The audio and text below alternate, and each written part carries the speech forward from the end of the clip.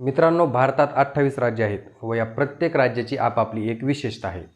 प्रत्येक राज्याला भारतात एक वेगळा दर्जा मिळाला आहे. यापैकी पूर्व उत्तर राज्याला 7 बहिणींचा म्हणजेच 7 सिस्टरचा दर्जा मिळालेला आहे. पूर्वोत्तर भारतातील ही 7ही राज्ये एकमेकावर अवलंबून असल्यामुळेच त्यांना 7 सिस्टर्स असं म्हटलं जातं. या 7 सिस्टर्समध्ये आसाम, अरुणाचल प्रदेश, मिझोराम, मेघालय, त्रिपुरा, नागालँड व मणिपूर या 7 राज्यांचा समावेश होतो. सिक्कीमचा समावेश यामध्ये होत नाही, कारण ज्यावेळेस 7 सिस्टर्स अस्तित्वात आले तेव्हा सिक्कीम हे राज्य भारताचा भाग नव्हते. पूर्वोत्तर भारताला निसर्गाचा आशीर्वाद मिळालेला असून इथे निसर्ग सौंदर्याने नटलेली अनेक आश्चर्यकारक ठिकाणे आहेत. 7 सिस्टर्समधील सर्वच राज्याची आपापली एक वेगळीच ओळख आहे. ही राज्य भारताच्या संघराज्यात केव्हा सामील झाली व या राज्याचे अनेक अनोखे वैशिष्ट्य आज आपण जाणून घेणार आहोत. नमस्कार, मी अशोक शेळके मनापासून स्वागत करतो तुमचं मराठी युगवर. यातील पहिलं राज्य म्हणजे आसाम.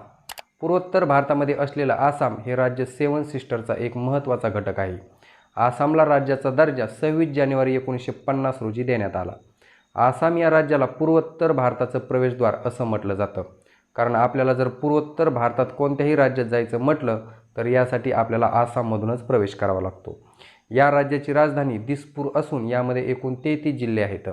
या राज्याचं क्षेत्रफळ 78,438 चौरस किलोमीटर आहे. या राज्यातून ब्रह्मपुत्रा नदी वाहत असून जगातील सर्वात मोठं नदीतील बेट याच राज्यातील याच ब्रह्मपुत्रा नदीमध्ये आहे. या बेटाचं नाव माजुली बेट असून या बेटावरील मातीपासून बनवलेले मुखवटे जगभरामध्ये प्रसिद्ध आहेत. आसामचं दिग्बोई हे जगातील सर्वात जुन्या ऑपरेटिंग रिफायनरीसाठी प्रसिद्ध आहे. यातील एक रिफायनरी ही 1901 पासून सुरू आहे. आसाम हे देशातील सर्वात मोठं चहाचं उत्पादन करणारं राज्य देखील आहे. संपूर्ण देशातील अर्ध्यापेक्षाही जास्त चहाचं उत्पादन एकट्या आसाम राज्यात घेतलं जातं. काही अहवालानुसार इथे दरवर्षी जवळपास 65 ते 70 कोटी किलो इतकं चहाचं उत्पादन घेतलं जातं. याशिवाय आसाम राज्य हे कामाख्या माता मंदिर, Kaziranga national park, golden silk यासाठी सुद्धा जगात प्रसिद्ध आहे. यानंतरचं राज्य आहे नागालँड. नागालँड हे राज्य 1 डिसेंबर 1963 रोजी भारताचं 16वं राज्य म्हणून अस्तित्वात आलं. या राज्याची राजधानी कोहिमा असून या राज्यातील सर्वात मोठं शहर दिमापूर ही आहे. 2011च्या जनगणनेनुसार नागालँड या राज्याचं क्षेत्रफळ 16,579 चौरस किलोमीटर असून लोकसंख्या 19,80,602 इतकी आहे. नागालँडमध्ये एकूण 12 जिल्हे असून येथील 80% लोक हे ख्रिश्चन धर्मीय आहेत. मित्रांनो, इथली मजेदार गोष्ट म्हणजे जगातील सर्वात तिखट मिरच्यापैकी एक असणारी मिरची ही याच राज्यामध्ये पिकते. या मिरचीचं नाव भूट जोकोलिया असून या मिरचीची नोंद गिनीज बुक ऑफ वर्ल्ड रेकॉर्डमध्ये सुद्धा झालेली आहे. या मिरचीला घोस्ट पेपर असं सुद्धा म्हटलं जातं व ही भारतातील सर्वात तिखट मिरची आहे. नागालँडमध्ये 100पेक्षाही जास्त प्रकारच्या जमाती निवास करत आहेत. या राज्यातील महिला राजकारणात आपला रस दाखवत नाहीत व इथं आजपर्यंत एकही महिला आमदार झालेली नाही.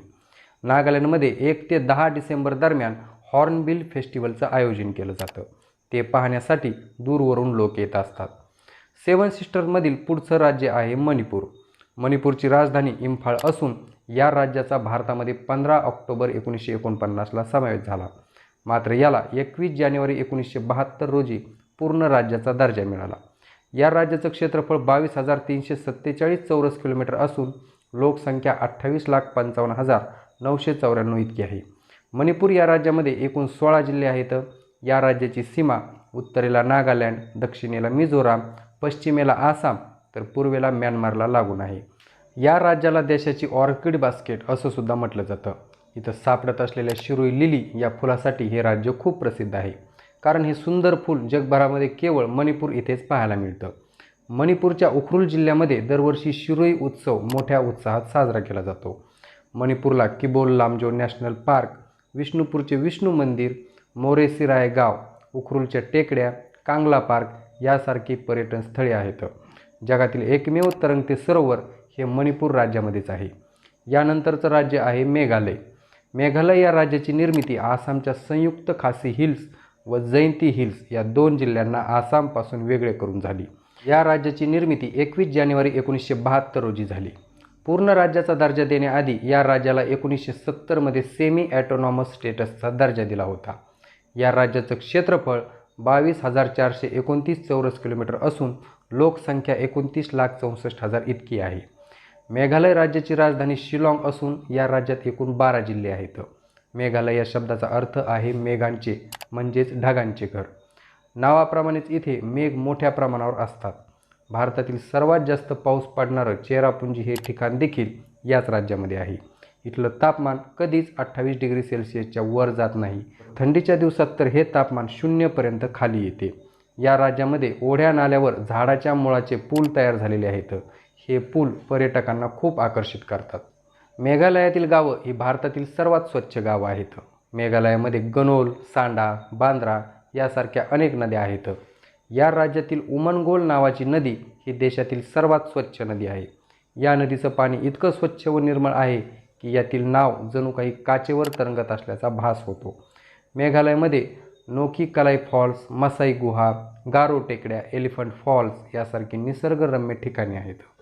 मेघालय हे भारतातील निसर्ग सौंदर्याने समृद्ध असे राज्य आहे, ज्यामुळे याला स्कॉटलंड ऑफ ईस्ट असं देखील म्हटलं जातं. 7 सिस्टर्समधील पुढचं राज्य आहे त्रिपुरा. त्रिपुरा हे भारतातील तिसरं सर्वात लहान राज्य असून याचं क्षेत्रफळ 10,491 चौरस किलोमीटर आहे.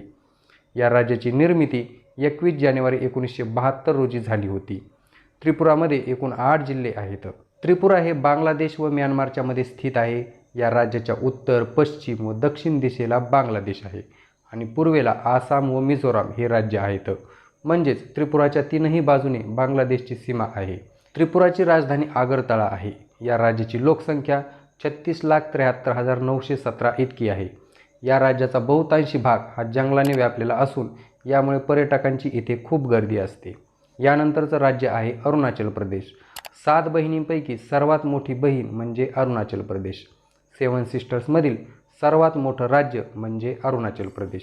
या राज्याची राजधानी इटानगर असून यामध्ये 25 जिल्हे आहेत. या राज्याचं क्षेत्रफळ 83,743 चौरस किलोमीटर आहे. क्षेत्रफळाच्या दृष्टीने हे राज्य भारतातील सर्वात मोठं 15वं राज्य आहे. या राज्याची लोकसंख्या 13,82,611 इतकी आहे. अरुणाचल प्रदेशला उगवत्या सूर्याचं घर असं देखील म्हटलं जातं, कारण भारतात सर्वात आधी सूर्याचं दर्शन अरुणाचल प्रदेश येथेच होतं. येथे सकाळी 4:30 सूर्याचे पहिले किरण जमिनीवर पडतात. आश्चर्याची गोष्ट म्हणजे अरुणाचल प्रदेश आणि गुजरातमधील सूर्योदयाचा फरक जवळपास 2 तासांचा असतो. भारताला स्वातंत्र्य मिळून अनेक वर्ष झाल्यानंतर सुद्धा अरुणाचल प्रदेश नावाचे कोणतेही राज्य अस्तित्वात नव्हते, कारण या राज्याला आधी नॉर्थ ईस्ट फ्रंटियर एजन्सी असं म्हटलं जायचं. 1972 साली विभा बासू शास्त्री यांनी या राज्याला अरुणाचल प्रदेश असं नाव दिलं व त्याला एक केंद्रशासित प्रदेश बनवलं. 20 फेब्रुवारी या दिवशी अरुणाचल प्रदेश भारताचं 24वं राज्य म्हणून अस्तित्वात आलं. या राज्याची सीमा आसाम व नागालँड या राज्याला लागून आहे. तसेच याची आंतरराष्ट्रीय सीमा म्यानमार, भूटान व चीनसोबत जोडलेली आहे. 3 देशांची सीमा असल्यामुळे या राज्याच्या संस्कृतीमध्ये आपल्याला विविधता आढळून येते. अरुणाचल प्रदेशला भारताचं फिनलँड असं म्हटलं जातं, कारण थंडीच्या दिवसात इथला बराचसा भाग हा बर्फाने झाकलेला असतो. या राज्याचा जवळपास 80% भाग हा जंगलाने व्यापलेला आहे. भारतातील सगळ्यात मोठा असलेला तवांग बौद्ध मठ याच राज्यामध्ये आहे. 7 सिस्टर्समधील शेवटचं राज्य आहे मिझोरम. मिझोरम हे 1972 पर्यंत आसामचाच भाग होता. मात्र 20 फेब्रुवारी 1987 रोजी देशातील 23वे राज्य म्हणून मिझोरमची निर्मिती करण्यात आली. मिझोरमची राजधानी ऐजॉल ही आहे. मिझोरमचं क्षेत्रफळ 21,081 चौरस किलोमीटर असून लोकसंख्या 10,91,014 एवढी आहे.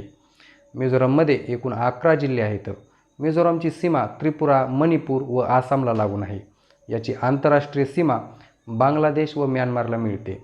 मिझोरम हे सर्वात जास्त साक्षरता असलेलं राज्य आहे. केरळ आणि लक्षद्वीपनंतर मिझोरम हे 3ऱ्या क्रमांकाचे साक्षर राज्य आहे. मिझोरम हे संपूर्णपणे जंगलाने वेढलेले राज्य असल्याने इथं मार्चपासून सप्टेंबरपर्यंत जोरदार पाऊस पडत असतो. मिझोरम या शब्दामागे एक खूप गमतीदार गोष्ट आहे. मिझोरम हा शब्द मौतम या शब्दापासून तयार झाला आहे, ज्याचा अर्थ दुष्काळ असा होतो आणि इथे दुष्काळ पडतो तो चक्क उंदरामुळे.